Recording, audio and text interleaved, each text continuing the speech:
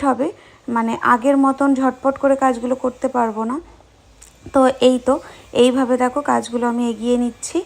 আর এই তো বিছানা চাদরটা পাল্টিয়ে নিয়েছিলাম কালকেরই, আবার 2 দিন যাক তারপরে আবার পাল্টাবো, কারণ ওয়েদারের অবস্থা খুব খারাপ। এমনি অনেকগুলো কাচা ধোয়া পড়ে রয়েছে ওয়াশিং মেশিনের ভেতরে, যেগুলো এখনও পর্যন্ত কাচতে দিইনি।